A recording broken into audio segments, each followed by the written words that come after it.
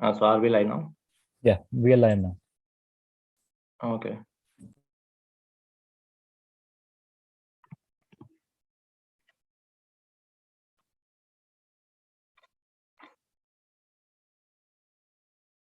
Yeah. So hello everyone. We'll just wait for a couple of more minutes and then we'll start.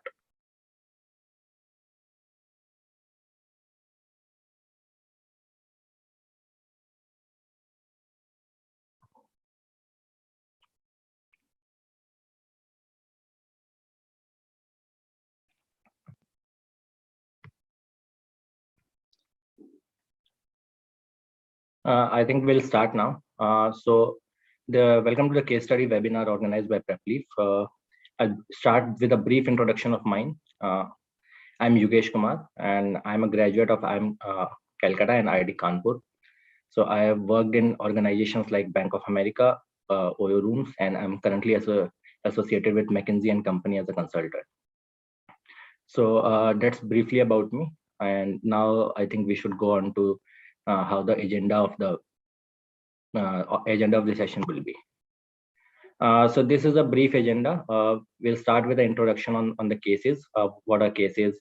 Which organizations do really ask cases in the placement interviews? Then there are different types of cases that will cover, their structures, the competitions associated with them, and I'll also give you a couple of examples of both the different types of cases that we are going to cover. Post that, there will be a dedicated Q&A session where you can keep on posting your questions in the chat, and we can take them up during this session. Also, I'll be taking questions after each of these cases and their structures are discussed. So you can keep on posting your sessions in the chat. And at the last, there will be a debrief of 5 to 10 minutes regarding the focus areas for your interview preparation. So that's about it. Let's start. Starting with the introduction of the cases. So what exactly are cases? So cases are nothing but they are real life problems, strategy problems that are being faced by businesses. It can be anything. I'll give you an example of the cases on the next page. But what exactly are cases? Let's go a bit deeper into that. So you can be, you can be given a problem, like a certain business is facing a certain problem, and then you are asked to identify the cause of it and suggest some recommendations how the business can go about solving the problem. So then there's a case analysis associated with it. So first you have to understand the context of the problem. So what exactly is the problem? What is the business all about? What are all its products? Where does the business operate? And then we move on to the next part, which is the issue identification. So you identify where the problem exactly is. After, so we'll definitely go into much depth in the coming pages, but this is just a brief overview. And then after you have identified the problem, so you'll do some analysis, some computations if they are needed. You'll obviously take the help from the interviewer, and on the basis of that, then you'll identify some solutions for it. And then whatever solutions that you have identified, you will form a structured way of presenting it to the interviewer so that he or she is able to understand it well. And then essentially, this will be the entire case solving strategy. So are there any questions regarding what are cases? Then you can put it in the chat. So I'll be looking at the chat screen, the chat window also. So there's a question on the chat window from where we can get sample questions and answers to practice. So I'll tell you later during where you can actually exactly get sample questions and answer to practice. I'll also share some of the questions during the session itself. Thanks for the question. Now I think if there are no more questions, we can move. So why the cases are important for the interview preparation. So first I'll like to tell you what the industry or the firm or the organization that you are interviewing for actually wants to test through case interview. So they want to test whether you have a logical approach and analytical thinking ability.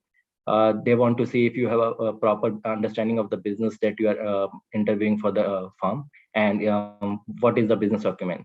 And they also want to understand whether you have a holistic viewpoint. You are not just bogged down by the details, and you can actually take a 30,000 feet view. So how you can actually solve a problem which is which is very strategic in nature, and not just saying that this particular thing can be done and then the problem will be solved. So this is from the organization's point of view. This is what the organization want to test. Which organization generally ask the cases in their interviews? So almost all the organizations ask cases in some form or the other. I'll give you the examples. So consumer technology. So consumer technology is essentially all the firms in let's say cab aggregator space, travel space, or any of the startups associated with startups associated in the fintech space. Even big financial services firms. Even Goldman Sachs ask cases in some form, not in the entire cases, but they'll pick up a part of a case and then they'll ask. Then they all the banking organizations, whether they are Indian banks or foreign banks, they also ask. And startups also ask a large number of cases. So they'll give you a problem, and then you'll have to solve it. So these are some of the organizations and sectors which actually ask cases. Now coming talking about the roles. So roles primarily which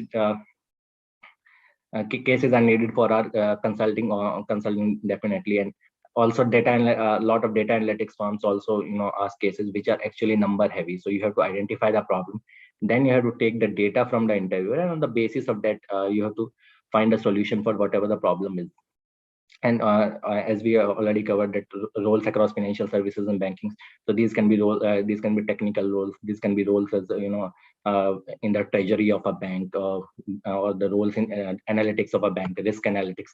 So all those different kinds of firms and these roles need actually cases during the interviews. Are there any questions? So somebody has asked me to share the Google Drive link, so I'll share it at a later stage. So this is all about cases. Are there any other questions that you want to ask? Which any other specific form that you want me to ask about? So that is also fine. Otherwise, we can move on to the next part where we actually go on to solve cases.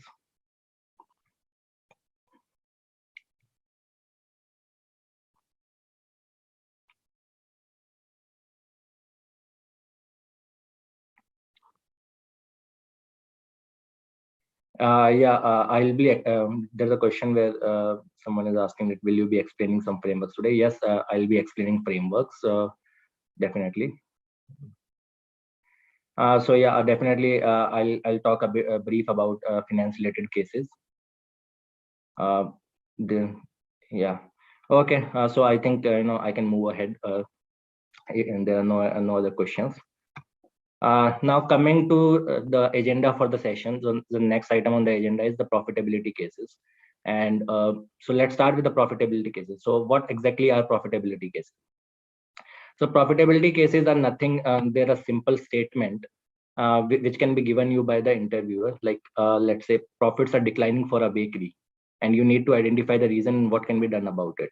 And these kind of questions can be asked in any number of different interviews, because they only want to test your logical thinking and analytical skills here. So whether you are able to understand the business, understand the problem, and find out some solutions for the same. Secondly, very specific. So someone had a suggestion I should focus on cost of on a finance sector cases. So for the finance sector, let's say a simple question can be, what are the cost of a bank? So you need to first list down the cost of a bank, and then the interview says that the costs have been increasing, which has been needing to decline in the profitability of the bank. So what can be the possible reasons? So then you need to go one by one on the cost of the bank, and on the basis of that, you have to identify some problems. Yeah. So now basically the thing is, we can I'll be showing you the structure and the framework on the next page. Before that, I can also give you some other examples of the problems that can be asked on the and the guise of profitability. So a credit card firm can come ahead and ask that basically the risk, basically the fraud in the number of fraud in the credit card transactions have been increasing over the last 1 year, and you need to identify the solutions. So this can be a particular problem. So another problem could be a hotel company can come and ask that the hotels in, let's say, North India are facing a declining profitability. So then you need to identify basically the reasons and suggest some solutions. Maybe a cab firm can say that essentially, let's say a cab firm is operating in Jaipur, and it says that it has been making losses in Jaipur. So then you need to identify the problem. So these are some of the different examples. If you want me to give any sector specific examples, I'll be more than happy to. You can write it in the chat. Yeah, I'll be explaining with the numbers. Yeah, just give me a moment. So if this is these are the different problems that we actually are going to say. Now let's come to the framework before we jump onto the numbers. So the process or the approach for solving any profitability case is, first you need to understand the firm, its products and its revenue segments. So let's say when we come to the earlier portion, the second question is, what are the costs of a bank, and the costs are increasing. So then you need to understand the bank. So understand the bank, what are its products, what are its revenue segments. For this, you need to ask initial questions to the interviewer to essentially understand the problem well before you move on to solving it. So generally case interviews are like 25-30 minutes long. So it's not like essentially you can just go in 5 minutes, solve the case, present some solutions, and move out to the interview room. So you have to understand the problem well. You have to spend at least 5 minutes at the start of the interview to actually understand what exactly the problem is. Second, once you have understood the firm and its products, then you have to identify whether the revenue or the costs are impacting the profits. So in the question of the bank that we saw on the earlier slide, the interview itself mentioned that essentially the costs are going up. So then it's not that much of a headache, because he has already given you the answer to that. So now once you have identified the cost, then you actually should focus on what are the different costs. So I'll be asking you in a couple of moments. And once you have identified the segment which is actually causing the situation, then essentially you need to suggest some recommendations. So let's say the cost for a bank are credit card defaults, and if credit card defaults are increasing, then you have identified the problem. Then you need to drill down much deeper, like why are the credit card defaults increasing. It can be of n number of reasons. So one of the reasons could be like people are not paying on time because there has been a recession in the industry and people have lost their jobs and their ability to repay the loan, repay the credit that they have taken. Another could be essentially the banking systems. The system of the bank is not able to handle the amount of load. Third could be that bank has a very lax standards, and it has issued credit of, let's say, 10 lakh rupees to one person who has a paying capability of only 5 lakh rupees. So this could be another reason. So there can be different number of reasons, and you need to identify the exact cause by actually talking to the interviewer. So you can give him, let's say, 5 different things and ask which one of this is causing the problem. So once you have identified the problem, then you can actually go ahead to the other side. So coming to the approach, let's take both these cases parallelly. So as you can see on the right hand side of the page that is displayed on the screen, that the question was the bakeries facing declining profits.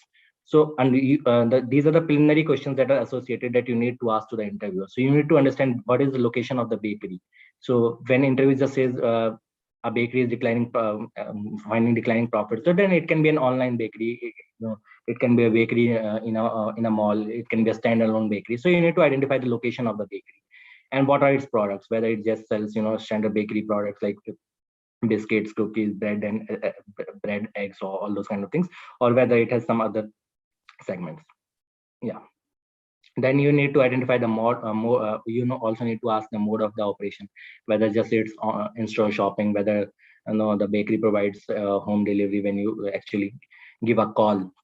Let's say you might have done in your hometown. Say you give a call to the bakery and the bakery delivers the stuff to your home. Whether it's WhatsApp based, you can just WhatsApp your order and pay in cash when the order is delivered.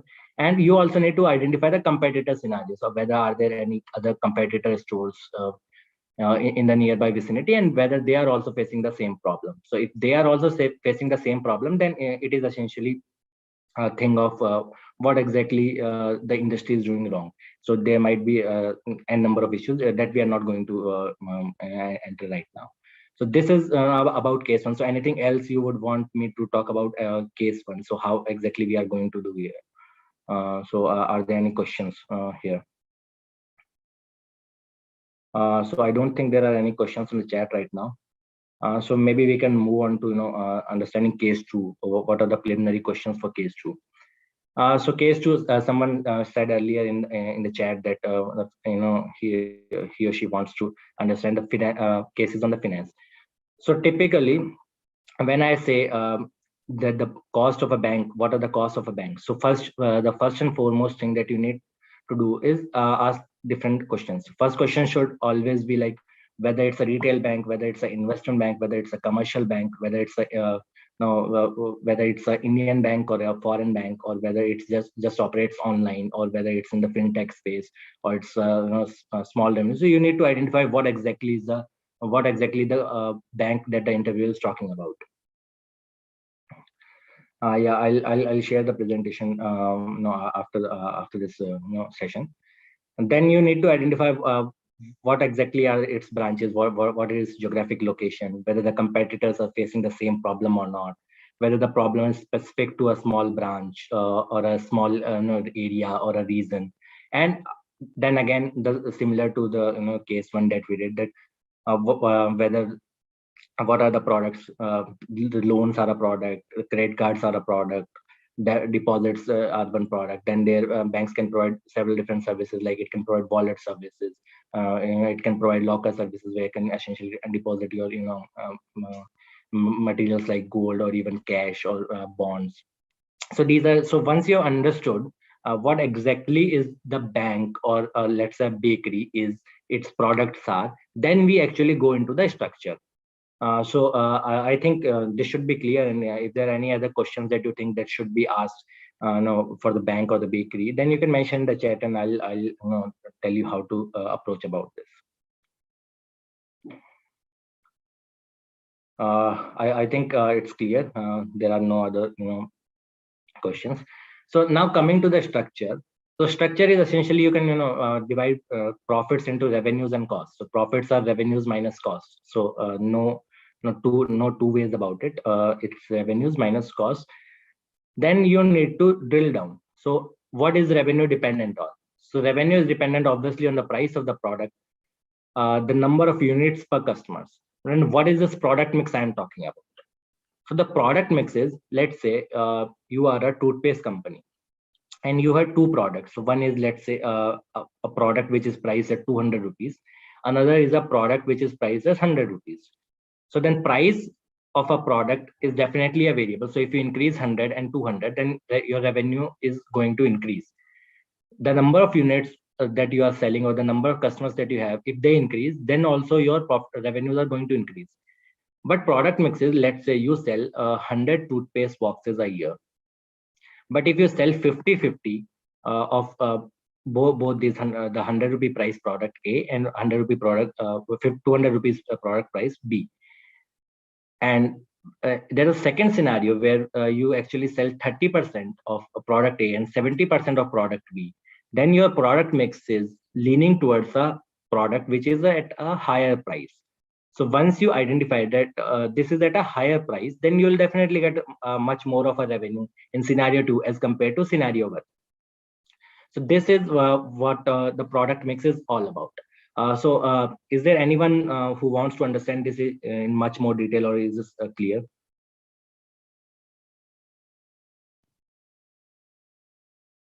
I think it's clear. So let's say when we say the profits are declining, so let's just focus on the revenues for one part. So profits can decline if revenues decline. So let's say revenues are declining now. Revenues can decline. Yeah.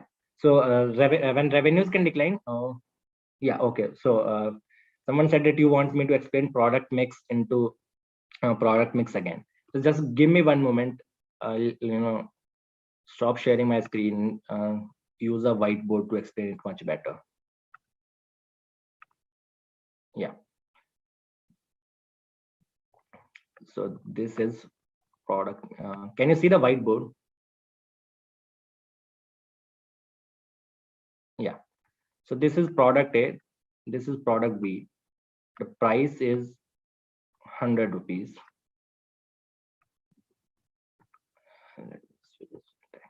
The price is 200 rupees for this. And the quantity that you are solding that you are going to sell. Let's say 50 units of this and 50 units of this. So the total is 100 units that you are going to sell. This is scenario 1. In scenario 2, what I'm saying is that you are selling 30 units of this and 70 units of this. Still you are selling 100 units, but your revenue mix is leaning towards a higher price product, which is B. So is this clear now?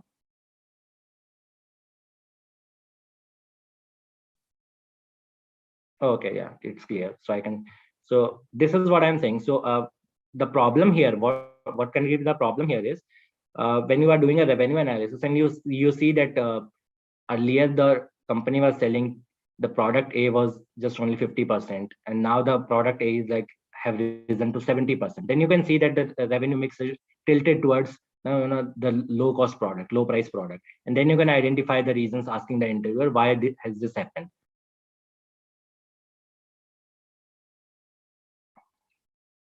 Okay. Maybe the PrepLift team can do this, sharing the Zoom link. Okay. So I'll move back to the presentation right now. So this is one of the examples. This is particularly a big problem many times which happens when the product mix is essentially changing, and you have to so interview will just come and say the price is same, the number of units and customers are same. So what can be the problem? So then you have to identify the price of the product in the market is same, but the product mix has changed. So this is one of the key answers to the problem that are being asked in the interviews over the several few years. Price is pretty much straightforward. The prices go down, revenues are going down if you are not increasing the number of units and customers associated with the increase in price. So now on the third part of this revenue mix, so number of units or customers. So if the profits are going down and the revenues are going down and price and product mix are same, then it means essentially that the number of units that you are selling is going down. And why is it? So it can be either a supply side issue or a demand side issue. What I mean by supply side issue is essentially, let's say if you are a car manufacturer uh, and your customers actually want to buy the car, they want to buy the car similar to similar levels which they were buying earlier, and you are not able to supply. This can happen because of n different reasons. These reasons could be one we are currently facing in the market. If you are aware of the news, that there's a semiconductor shortage that is going on into the market. So the car dealers have car dealers are not actually able to sell it to the customers. The lead time of the car delivery. So if you place an order, let's say for a car right now, you are going to get it 3 months, 6 months, 9 months down the line, because there's a supply side issue that you are not able to actually supply. So then we have, if this is a supply side, this is one of the examples. There can be several different examples. Like there can be a logistics problem. Let's say there has been protests going on across India, the farmer protests. So if there are logistics problems occurring because of that, so then that also comes into the supply side issues. So these are some of the supply side issues that that can be the particular solutions to the problem. Is this clear, or should I go more into depth? Yeah. So there's a interesting question. What if both the prices and the number of units are decreasing? What will be our approach? So yeah, in this case, you have to analyze both of these separately first, and secondly, then you have to analyze them together. So I'll give you an example. If the prices are decreasing, so you have to ask the interviewer whether the prices have decreased across the industry.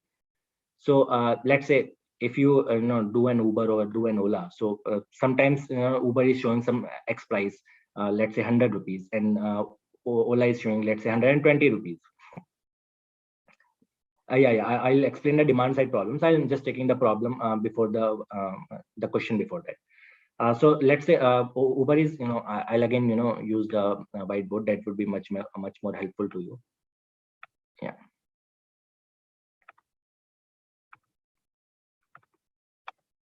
Yeah. So this is, let's say, car aggregator A, and this is B.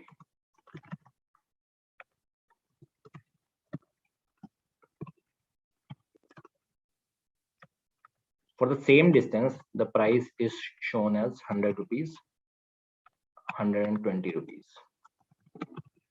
Now, let's say 6 months down the line, for the same journey, this is showing 100.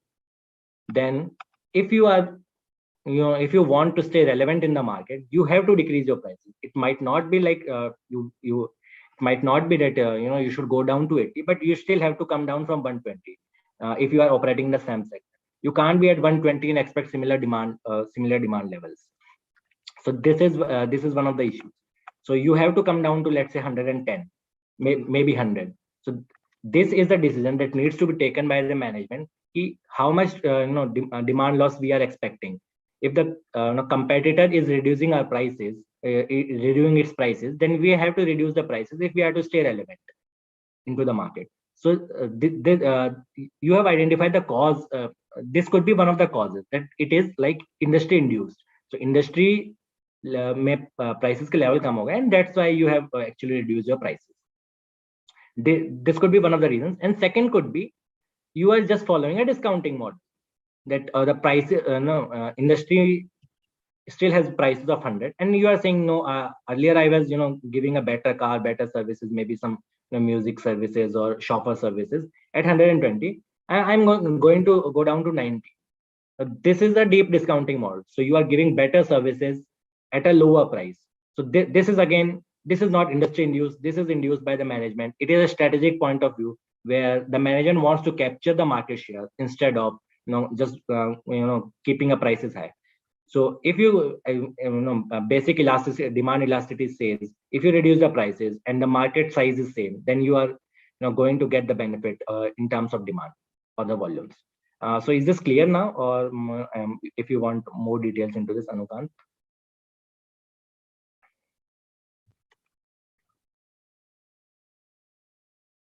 I think it's clear. Now, coming back to our presentation, so I think supply side is clear. So now demand side. So demand, when we say that there's a demand side issue, we are saying that the number of units or the number of customers buying our product has gone down. So now the demand side issues can be for several different reasons and different reasons. One of you have to classify it into internal to your product and internal to the customer. So let's say your product quality has decreased. So then the demand will definitely decrease. Product quality has decreased. Or let's say your product packaging quality definitely increased packaging. I'll just give you an example of this. Let's say again, you are a biscuit company. So when you are making biscuits, so let's say earlier you are making biscuits which were actually customers really liked it, and then on your design team or your product team actually changed the product somehow, and now the customers are not liking it. So your product quality has changed, and it has led to a decrease in the demand. So it is the issue internal to your product. Let's say your this is a very much famous problem in essentially in the oil industry. So when you buy hair oil, so the product the packaging is very important. So like you essentially can't buy oil you'll not buy an oil packet where you are actually not able to take the oil out of it in good quantities. So then you have to change the packaging also. So then let's say when you are on an e-commerce website, let's say Amazon, Flipkart. So if you are getting a product at a similar price, but let's say Flipkart has promised a faster delivery, then you are going to definitely opt for Flipkart, and the demand on Amazon will decrease. So these are issues specific to your product or your service offering. Then there is a customer point of view, like the customer preferences can change. Like I'll give an example. So earlier we used to have those big TVs with a CRT screen, which were like 200 kilos or something. And now we are getting TVs which are LCD TVs, LED TVs, HD TVs, or even smart TVs. So if you are going, you are selling, let's say CRT TVs in 2006, your price and in 2010 and then 2015, your prices and product mix might remain same, but your number of units number of units sold will definitely decrease, because the customer preference has changed. Customer now wants to buy a smart TV. It now wants to buy a LCD TV or a LED TV or a HD TV, which is not in your product capability itself.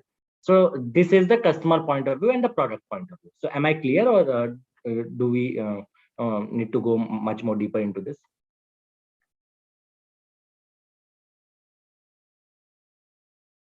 I think we are clear. So there are no comments on this. So now coming to the cost part. So when we say cost, so generally there are several different ways in which you can classify cost. One is the standard fixed cost plus variable cost. Then there's a value chain kind of a thing, which is what I have shown here, because I am assuming that you might know how to classify into fixed cost and variable cost. If you don't know, then we can discuss that also. So let's say take a car manufacturer, and for what should be the cost of it. So first would be the cost of production. So when I say cost of production, it includes everything, like the cost of R&D, the cost of design, the cost of raw material procurement for your car, your cost of finishing. And once you have finished the product, and cost of obviously the manpower cost and the factory running costs associated with production. So these are all several different kinds of costs that are associated in production. So once you have identified these are the production costs associated with a particular industry, so it will be different in every industry. I've told you, for a manufacturing industry, when you say tell me the cost of a, let's say, e-commerce aggregator, production cost of a e-commerce aggregator. So in that case, so there are no production costs as such, but there are costs of getting a product. Getting a product would be like the cost of onboarding a vendor on your website which is going to offer the product. Then there are cost of maintaining that vendor, the maintaining of website, ensuring the timely delivery. So these are some of the different costs. So these costs will be totally different from industry. So someone said to focus on finance. So let's say when you say a cost of a bank, so cost of a bank would be can be classified into I'll just show you an example on how we can classify the cost of a bank.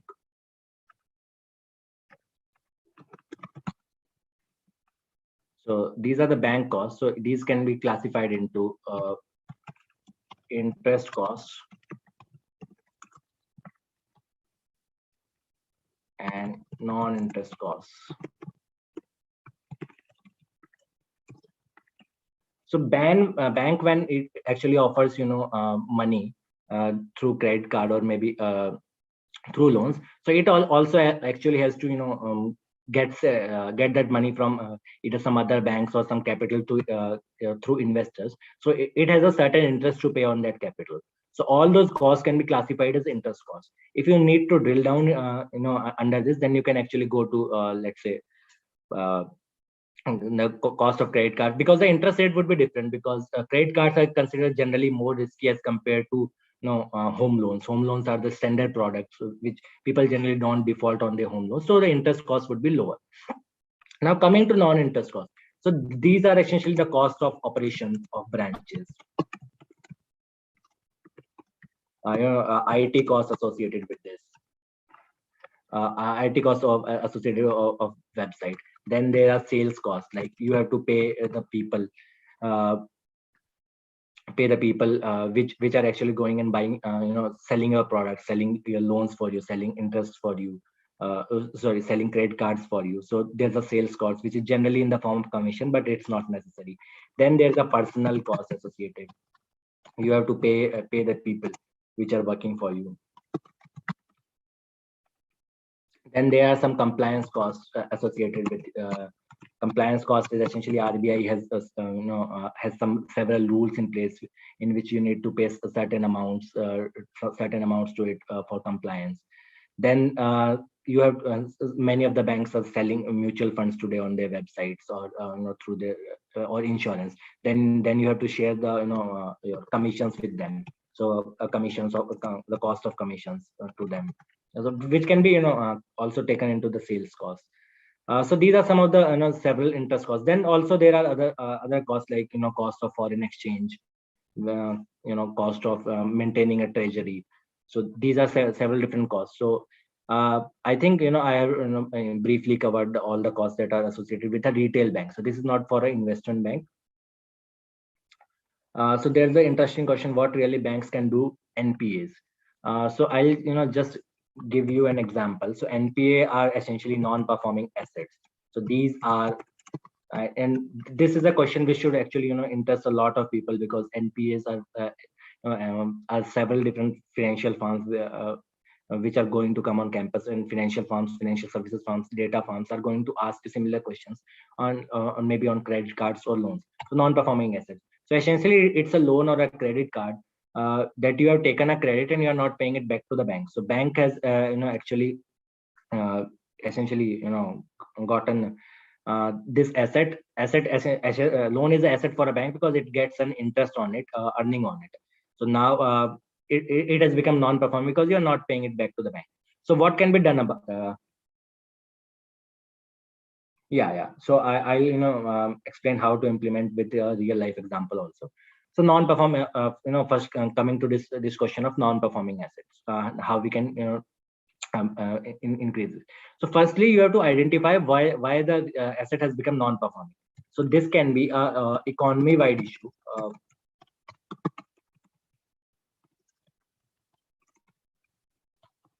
Economy-wide issue is essentially like as you have seen that the entire world is faced with the COVID crisis for the past couple of years. So several people have lost their jobs or are earning much less than earlier. For this, essentially all the banks will be having non-performing asset. It will not be on a very specific to a particular case, particular bank.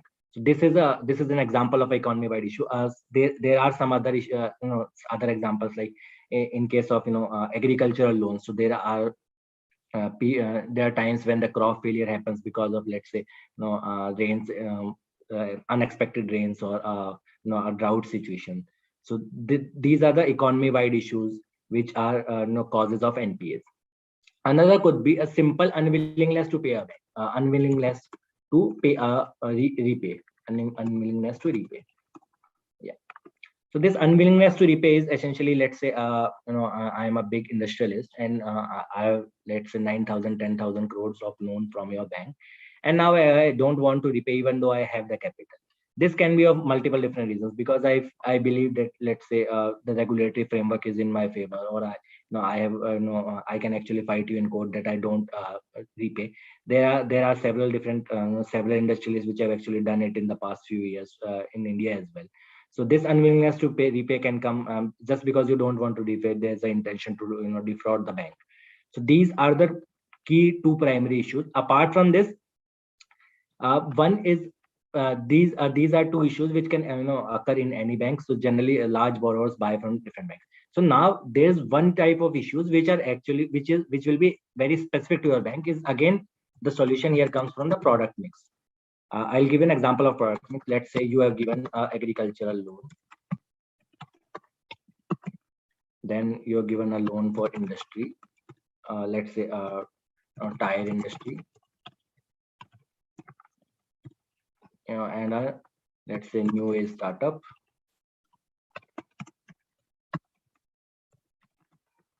and let's say home loans. So these are, let's say, the four different types of loans that you give. So the product mix. So definitely, if you have classified it into four different products that you are selling to the market, and each of these will have a different default rate. Like the agricultural loans might have a default rate of, let's say, 5%. Industry might have tire industry might have a 1.5%. Home loan might have a default of let's say 2%, and the newest startup might have a, let's say, default rate of 0.5%. So each of this has a different default rate. And let's say bank A and bank B, again bank A and bank B. So they will have a different mix of these. Like bank A might have an agricultural portfolio of 10%, tire industry portfolio of another 10%, home loan portfolio of, let's say, 60%, and new startup portfolio of 20%. And bank B might have, bank B might have an agricultural loan of 50%, and tire industry of let's say 20%, new age home loans of let's say 10%, and new start about 20%. So you can clearly see from the data that bank B is at a much more risk of defaults because it has much more of its earning coming from the agricultural loans that it has given to the market. So in this case, how we can reduce the NPAs is essentially you have to deleverage your balance sheet, meaning you have to give loans to the industries which are actually going to repay you more. So yeah, is this clear? I'll come to your question, Sanya. Is this clear right now, or do I need to understand it? No, detail it more. Yeah. So this is what it's about NPS. So in this case, you have to deleverage your balance sheet and change your loan structure, loan portfolio. Okay, how essentially you are going to sell to a different industry. If it's an economy-wide issue, see the question that you have asked, Sanya, is can political actions like waiving of loans if party comes to power so that people don't pay beforehand, and loan policy without collateral to MSMEs.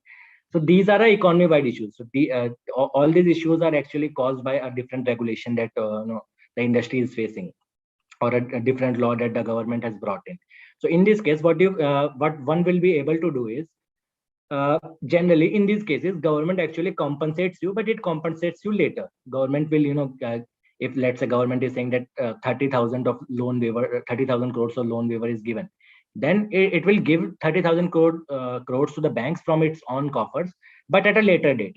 So the loss is it's not actually a loss for a banks, but definitely that earnings during those periods would be very less. Same thing goes for giving loans without to MSMEs without collaterals. Same thing goes for it also. So I think it should be pretty clear. We've taken a good bit of time on this. Let's come back to the structure. Yeah, so there are several different non-interest revenue streams. Okay, if you want me to know, there's I think much more of an interest in revenues. So I'll just quickly tell you the revenue streams of a bank. So interest income can come in loans, credit cards, overdrafts. So these are some of the sources of interest income. And coming to non-interest income,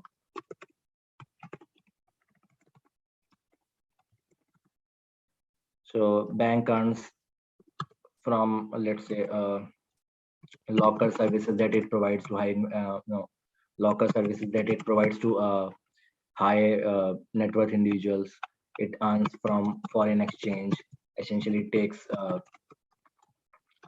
currency from you at a lower rate and gives you a high at a higher rate from you and gives you a lower exchange in return and keeps the change.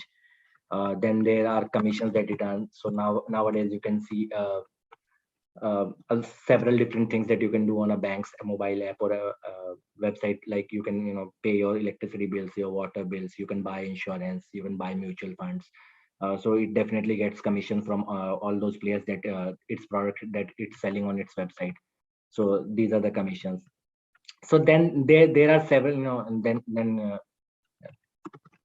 merchant transactions. It gets money from merchant transactions. So whenever you transact let's say using your card on a POS machine, so some part of it is taken by the service provider, which is Visa, Mastercard, Visa, Mastercard, and RuPay, or any other player, and some part is taken by the bank. So it earns commissions on the merchant transactions. So these are some of the non-interest income revenue streams, non-interest income schemes that you need to consider.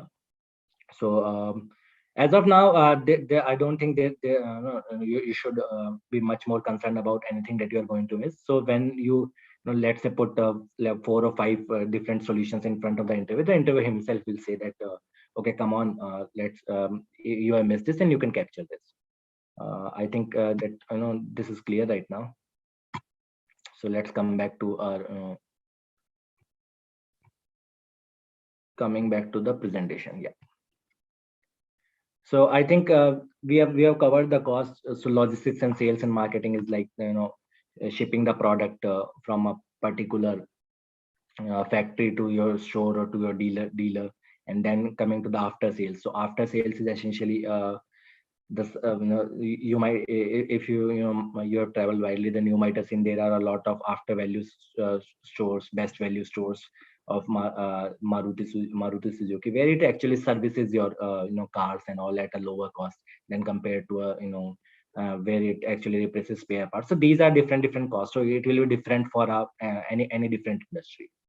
So this is all about profitability. If you want anything else regarding the profitability cases, I think we have discussed the banking sector in detail and the consumer sector in detail. And if anything else you want to discuss on the profitability, then we'll move on to our next and the last segment, which is the market entry cases, which are much more which would be much more interesting and numbers based for you. Is there anything?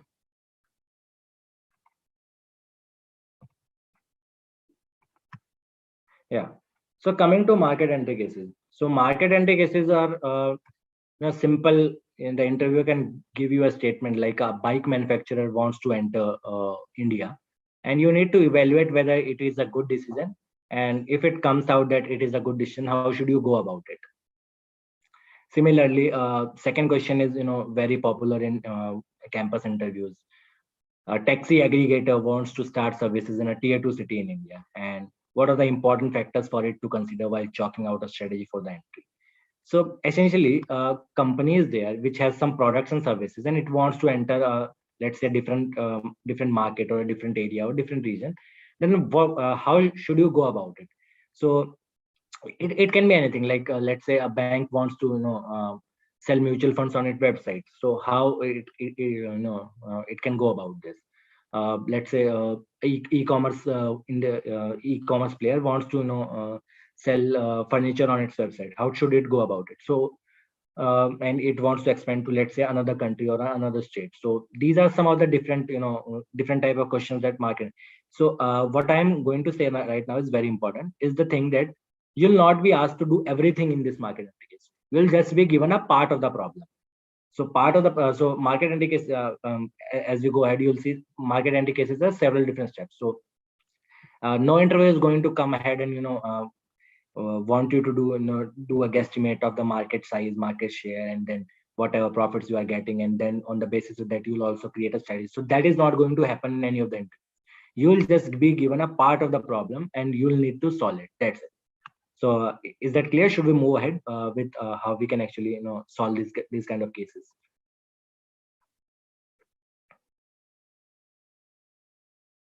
Any comments, any questions, any clarity that is needed?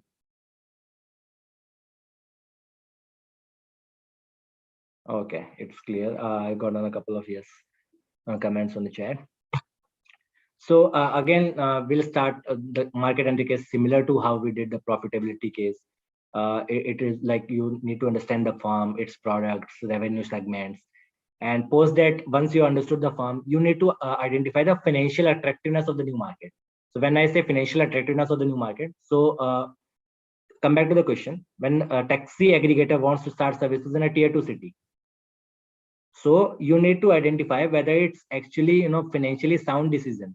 Well, it can be the case that tier 2 city has not a big population or a paying capacity, or the people would actually want to travel in cabs.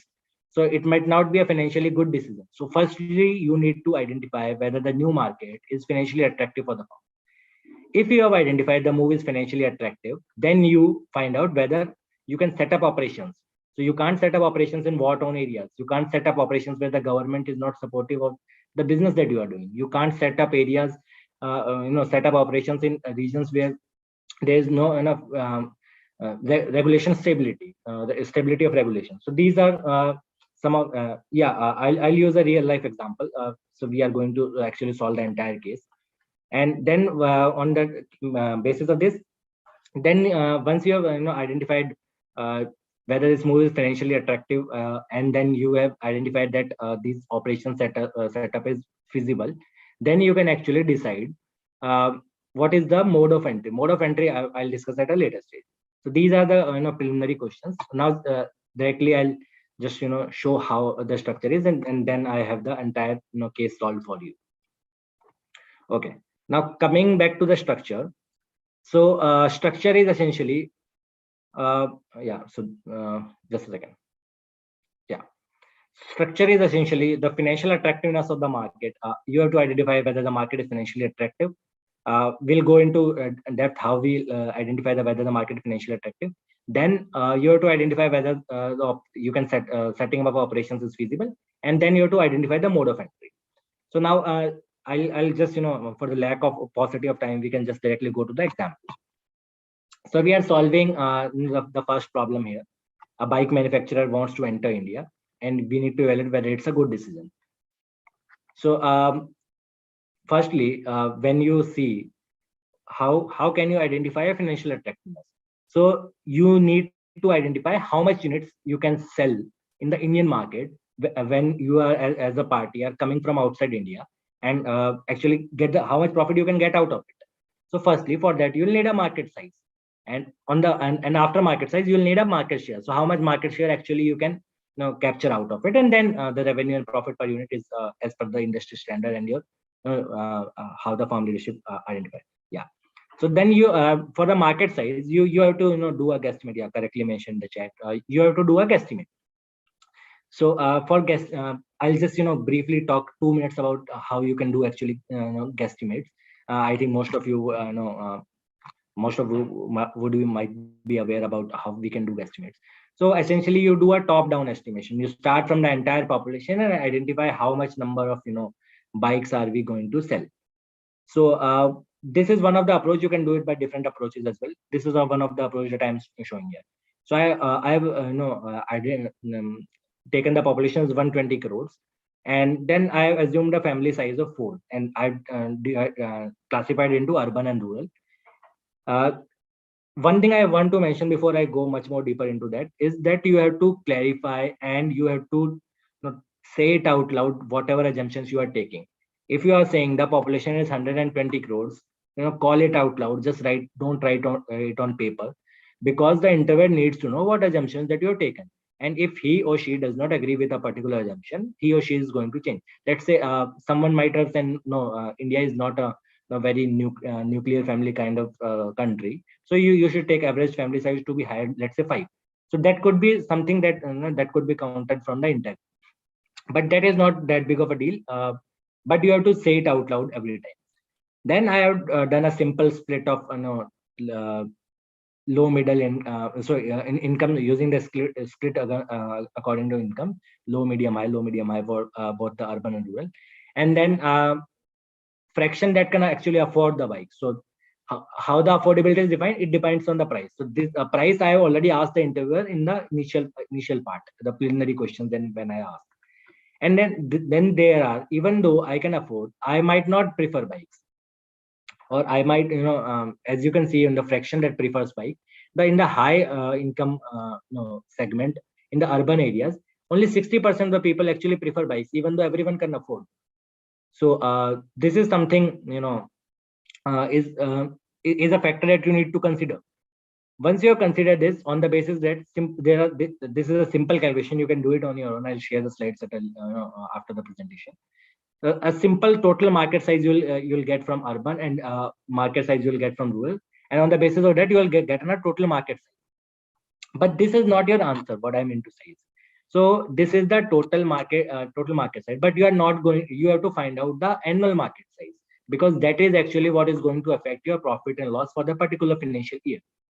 So for that, you need to ask the interviewer what is the average bike like of the size, and on the basis of that, simply let's say here underlying assumption is that you buy a bike and use it for 5 years, and after 5 years that bike is replaced.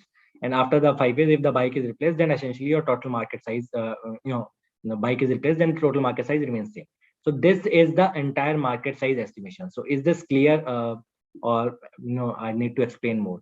One thing I'll explain is how I chose these factors: family's income, the affordability, and the preference.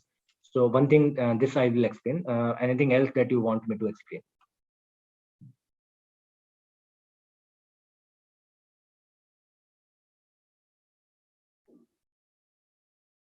Okay, I think it's clear. So, now talking about the factors. So, these factors are, if you do, let's say 10, 15 guesstimates, you'll start getting a sense of how I can, classify this according to a problem. According to the problem. So one thing is essentially, let's say, if I am a luxury car maker, let's say BMW is coming to India. So it's not going to look at the rural segment at all, because then you can simply, do a urban or a rural split, and then rural split can be, you don't even need to do the analysis at the bottom of this. But on the other hand, let's say, uh, Tata is, Tata Motors is going to United Kingdom. Then they'll look at the rural segment, because our cars, their cost of production is lower, and they can sell it at a lower price.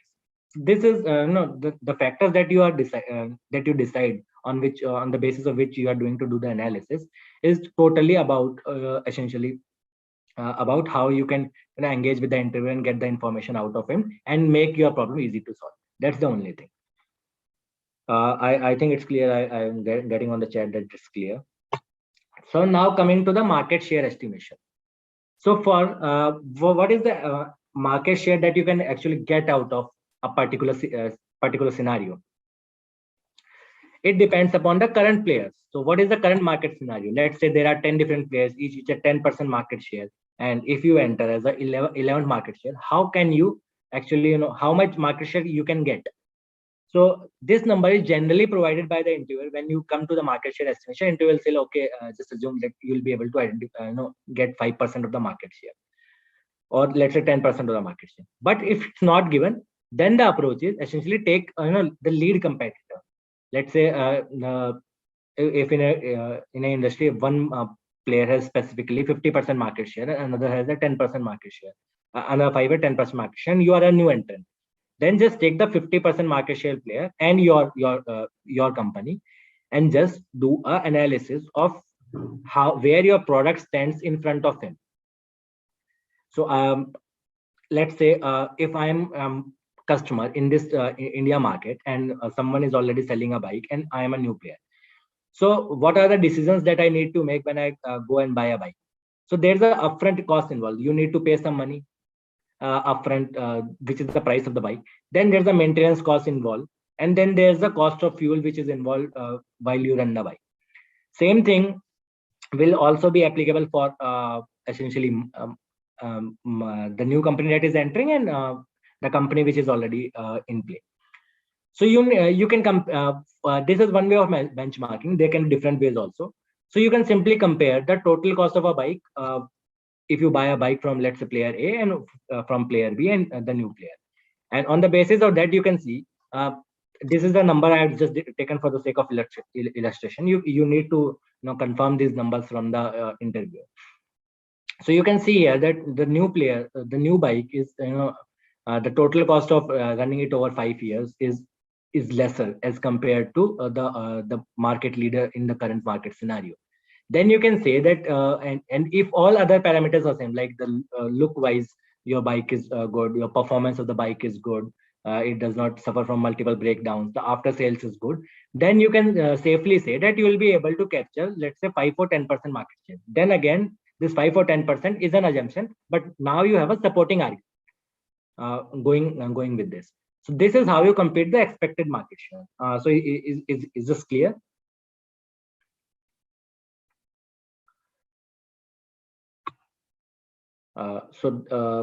I think it should be pretty clear about this. But apart from just the cost, you also need to, take a look at all the other factors, like performance of the bike, or let's say, what are the after sales services provided, the guarantee on the bike, spare part availability, all those kind of things. So these are some of the other factors which vary from industry to industry. And once you have arrived at the market share, so market size per unit, so then you need to do a financial attractiveness calculation, which is simple. The amount of money that you are going to get out of the market should at least be equal to the initial investment that you are going to make. So this is a simple break-even computation. So yeah. So how to calculate market share? So that's what I mentioned in this market share estimation, that you have to benchmark against the market leader in the new market. So in this case, I have assumed that the competitor A is the market leader and we are the new player. And then I have done a comparative analysis of the total cost of running a bike. And I have found out that the new player which is coming to the market is much cheaper to run as compared to the earlier competitors. So now you have a supporting argument to whatever number you have quote, and don't quote like you'll capture a 50% market share. Just 5% and 10% are the standard numbers that you can actually quote to the interviewer and check whether this is a reasonable assumption. So market share calculation, you have to create a supporting argument for a number that you are going to quote to the interviewer, and he or she can say that this number is higher or this number is lower. Is this clear, Kumar?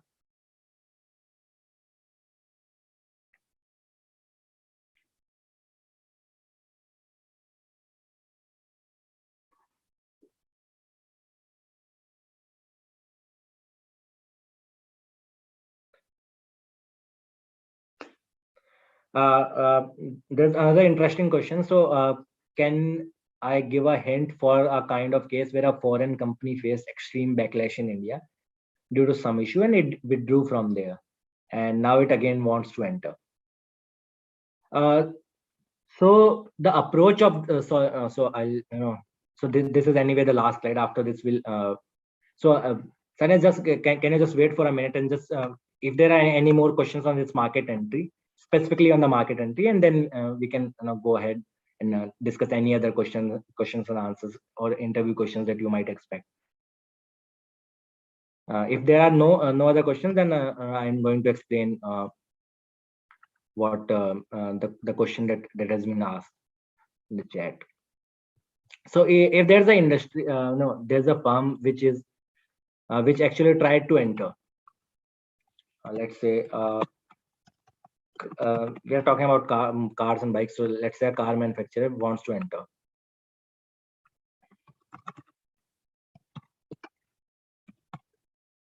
And it faced backlash in India. And now it wants to re-enter.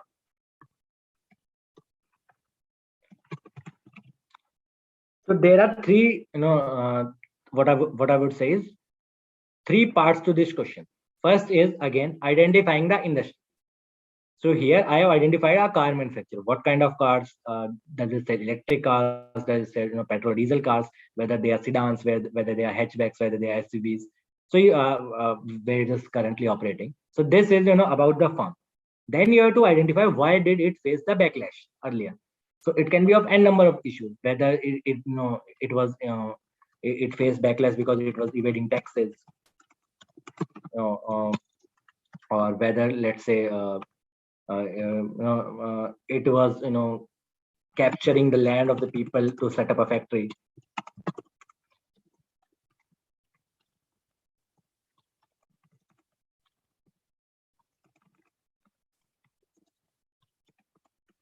Or whether there were environmental concerns regarding the emissions coming out of its factories, or whether these are some of the other issues, whether it was not adhering to government regulations. So you have to identify what exactly is the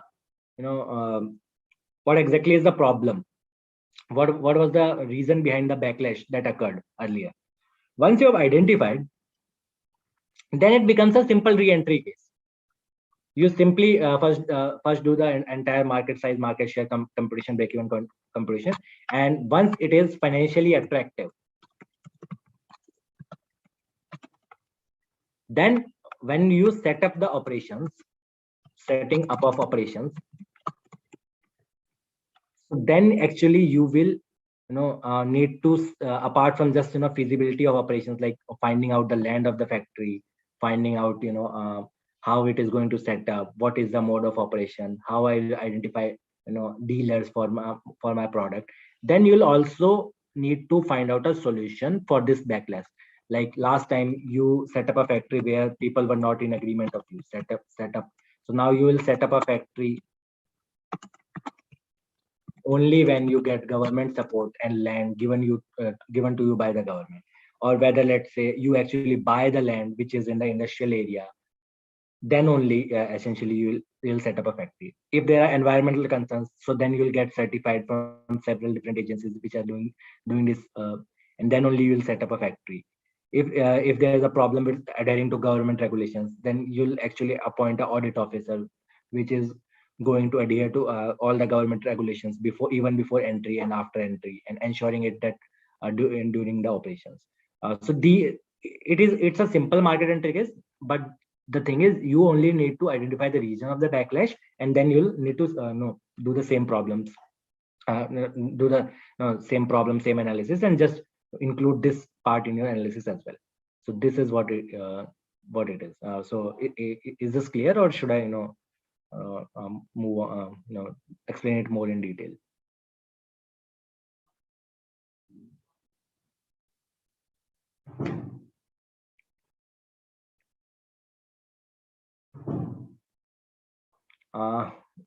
Yeah, so this is clear. I think on the presentation part, what introducing a sub-brand, changing the name, a good option. Yeah, definitely. So these are definitely two good options that you have mentioned in the chat, that introducing a sub-brand, or what I would share, introducing a sub-brand or changing the name of a good option.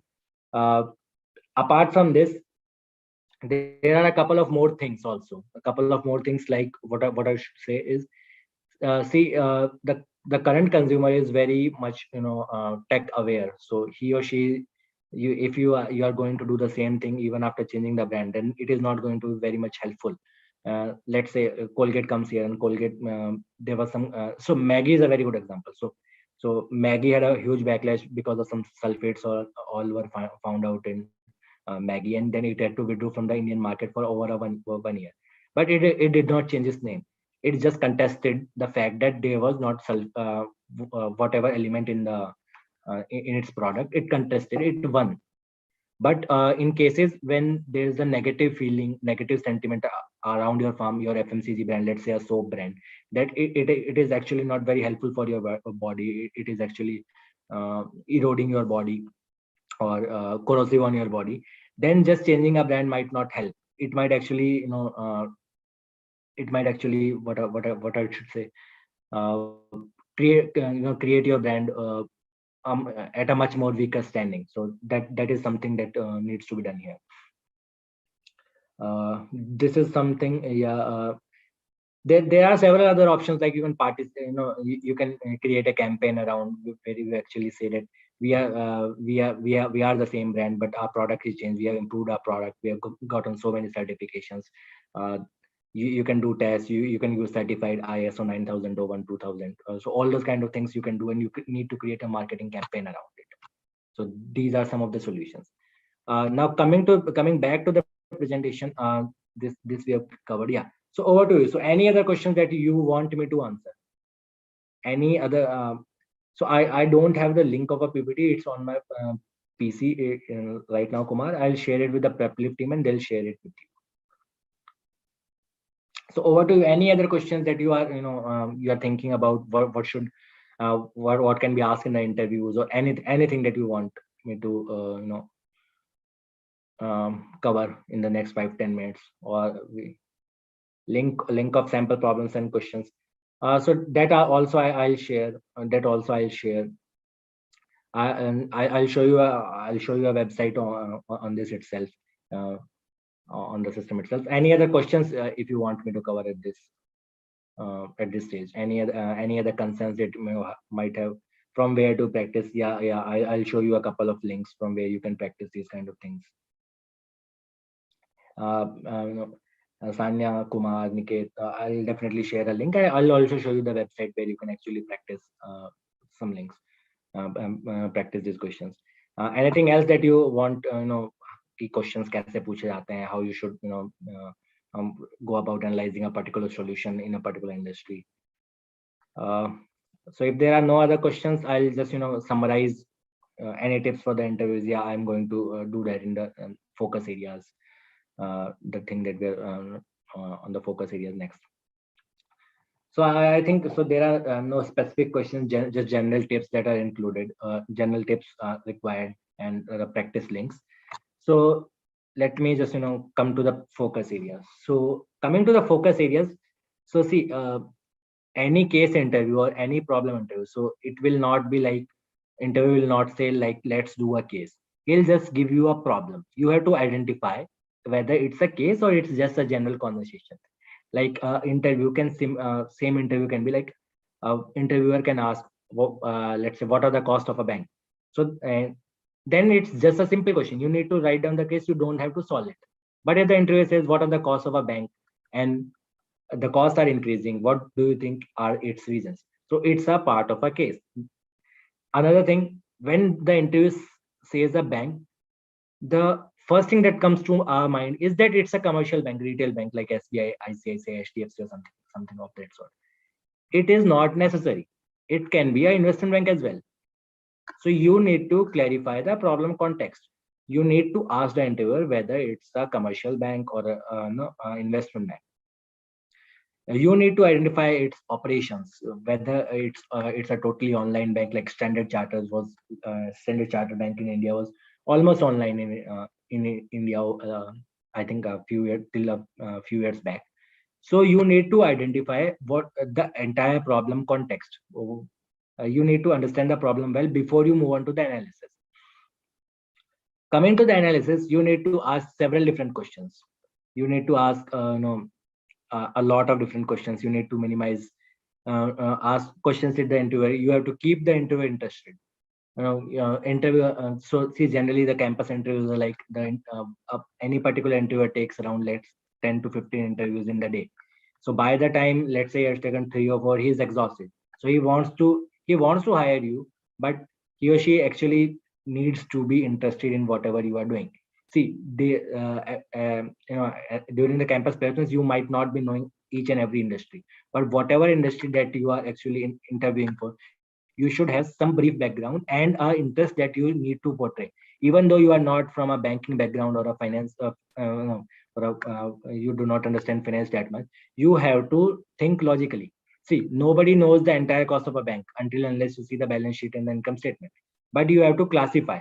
Let's say you think logically and see क्या क्या हो सकता है.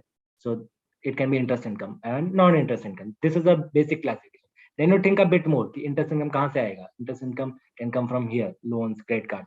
Non-interest income कहाँ से आएगा. So you provide treasury services. Okay, so I'll take that question from just a second. And then you need to minimize obvious mistakes like 4 into 2 equal to 6. So these are the simple obvious mistakes, calculation mistakes you need to minimize. Take your time. So it's not necessary that you need to do it in the next 5 seconds or 10 seconds. You can take 30 seconds or minute for a solution, for a computation, but you need to do it first, not do it right the first time. It is very helpful if you do it right the first time, but even if by some chance you made a computation mistake, then you actually you do not try to defend it in front of the interviewer. Just accept the accept the accept the fact that you have made a mistake and just do it again and say to the interviewer that this is my final solution. I made a mistake here because of so and so reason. I already mentioned it several times. It is very important you have to clarify the question as many times as needed. So this is very important. And communication should be crisp and precise. So when there's a word in the industry that you don't globe around. If there are a particular 5 or 6 points that you need to mention, just crisply and precisely mention only those points. Don't give a huge background of everything, how you arrived at this and how you arrived at this. If he or she asks you how you arrived at this, then you can actually take a crisp and precise look at that. So this is all about how you should communicate, how you should analyze. There are several other things. I think you have a series of webinars coming up. They'll also tell it. I'll also tell it from my side. Dress well. You should be well groomed. You should greet the interviewer with smile on your face, all those kind of things. I think someone else will cover in a separate session itself. But these are some of the things that you, and you the most important thing on campus interviews is essentially you should be very, very, very interested in the firm that you are interviewing for. I understand that there are some firms ki jahan shortlist aa jati hai, but you don't want to actually interview. But if you want to actually go get hired by a particular firm, you should look very interested, even if you are not.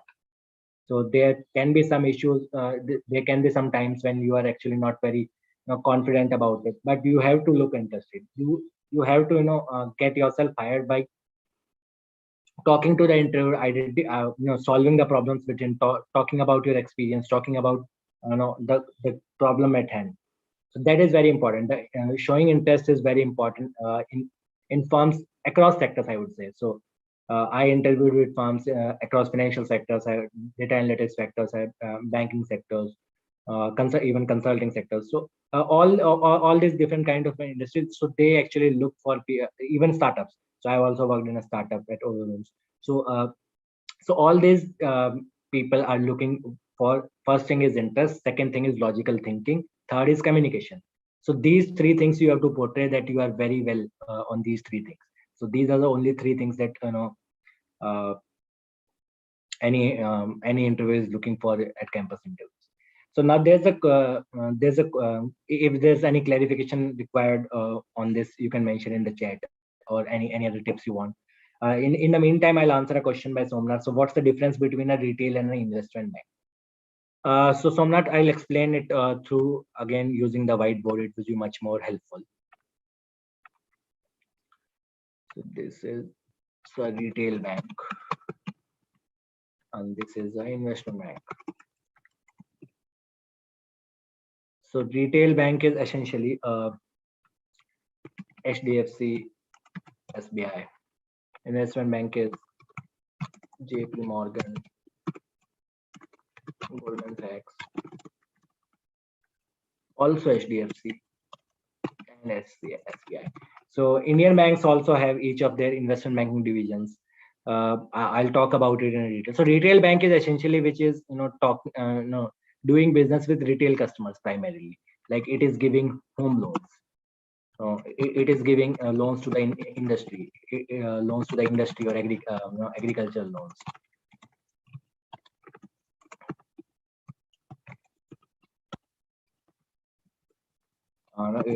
It is in the credit card business. So essentially, you are what I'm talking here is you are in the retail segment, like the home loan size. What is the general home loan size? You take a home loan for let's say 10 lakhs, 20 lakhs, 50 lakhs, 1 crore.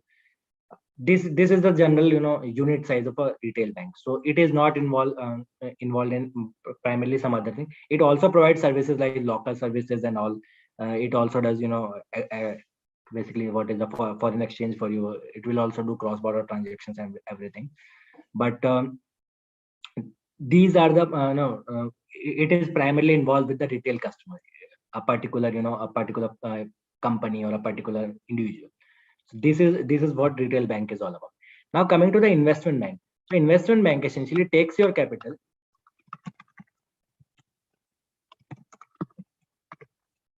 invest in assets. These assets could be stocks, funds, mutual funds, index funds, alternative assets. I'll talk about alternative assets in a minute. And earns you money. This is what investment banking division of a particular bank will look like, even HDFC or SBI. How does this investment banking division earns money? Commissions. So whatever profits you have, you share it with the bank who is doing the investing on your behalf. Plus, there's also account management fee. So even if you are making a loss, so bank is making some money, it will have let's say 1% or 2% as account handling fee. And what is the difference? So this is also done by retail, retail banks. But retail banks essentially, they'll keep your money in let's say in a fixed deposit or let's say a small account, savings account or fixed deposit or recurring deposit or these kind of things. investment bank is taking it is not taking your capital assets here. Your means high net worth individuals. It means big firms.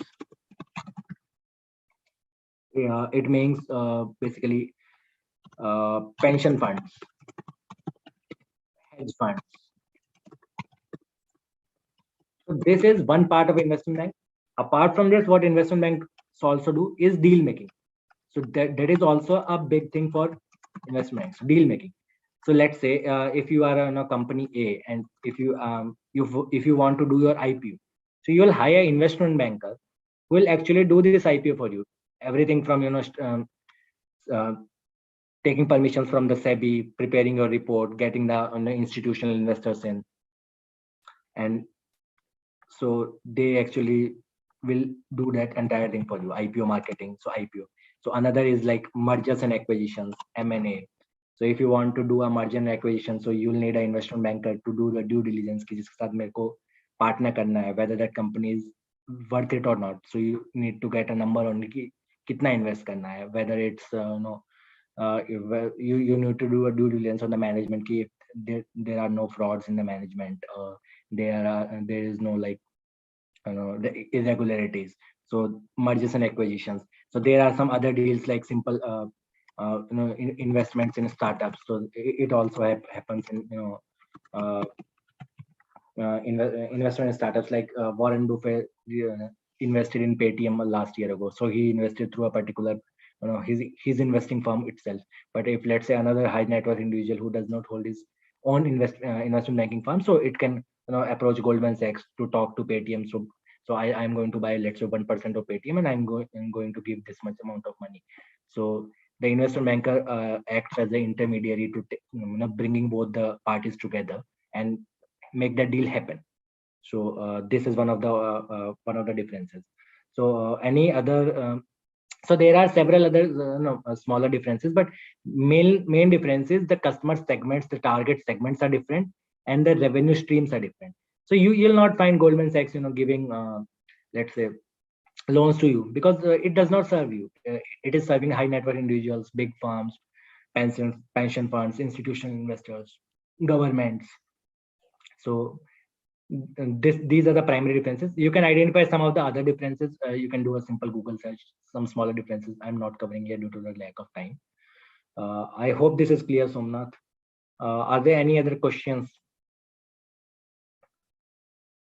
Vaishali is saying how to get into McKinsey, so I'll discuss this at the last.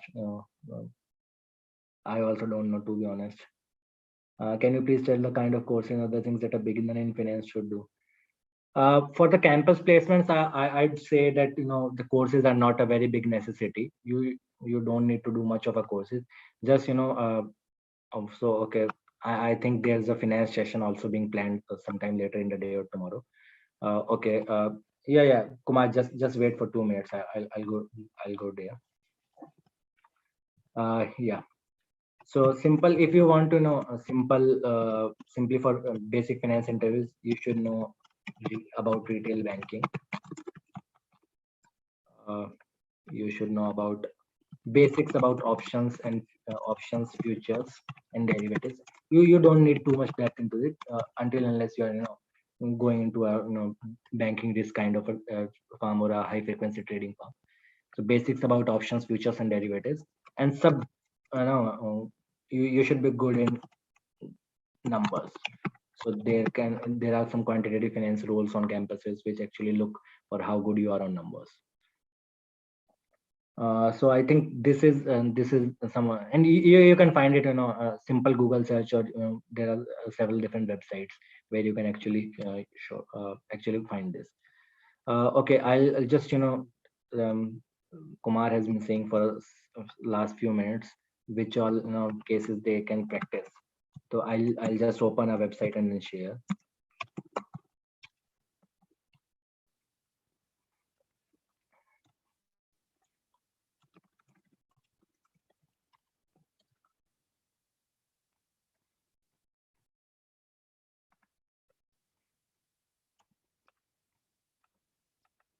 Yeah. Okay.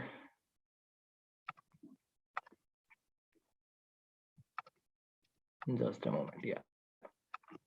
So this is one of the websites, Prep Lounge, where actually you can get some of the cases here. So okay, I'll accept this.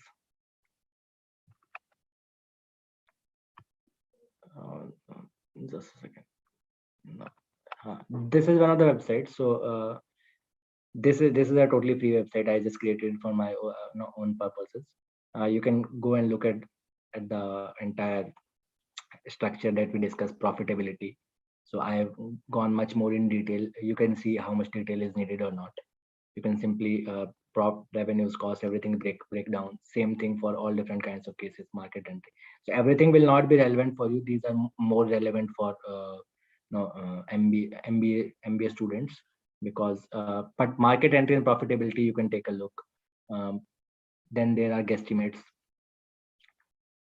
So there are some problems here, different approaches and examples of one of the examples we covered during a session as well. When these approaches should be used is also here. Also, then you can simply, there are now talking about the cases. So there are several different cases. So we have covered actually 12-13 cases here across different industries. So these are the kind of problems that one might be expected to solve. So these are very detailed cases. So in cases across in cases at campus, so it will be not to these detail. So so itne lambe cases nahi honge essentially. So you will be asked a part of these cases. So I have tried to cover cases across different industries. So this is one of the websites that you have. If you want to take a look at frameworks, I've already shown it to you. So this is some of the uh, this is essentially the one of the links. Another link is case interview. Uh, so there are some YouTube videos. So Victor, you can simply Google it on YouTube. So Victor Chang YouTube videos. I'll show it to you. Yeah. So this is the Victor Chang YouTube videos, caseinterview.com. So you can uh, yeah. So this is a channel. So he's a ex McKinsey consultant. He's a very big name in case interview preparation. So he simply has a this is a case interview workshop where there are 13 cases. So just see these videos. You don't have to solve cases in so much detail, but it will give you a good idea about the industries and the structures, and then you can actually try and do it for several industries on your own. So these are a couple of websites. Then you can also go to M Consulting Prep caseinterview.com. So these are much more detailed cases. But again, as I told you, on campus, cases will be only a part of the only a part of a cases would be asked during an interview. So this is about it from my side. So any other comments or any other questions that you might want to ask? So I'll cover the last question. I think I can see here. I can see Vaishali, how to get into McKinsey. So essentially, and getting into any consulting firm is all about the first part is obviously getting a shortlist. So they are pretty selective in terms of shortlist, and once you get the shortlist, then it's all about the interview. And they do not have like multiple rounds. They'll just have 2 rounds, 2 cases. No HR and anything is required. They'll not ask you anything from your CV. They'll just try to judge how well you can understand a business and identify and think logically and think analytically. So that's about it. So if there's nothing else, then we can actually close this chat, close this meeting.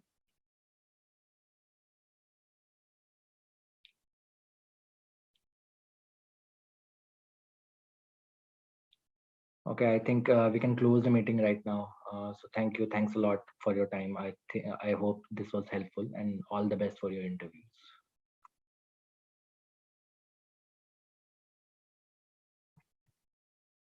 Priyansh, we can close the call.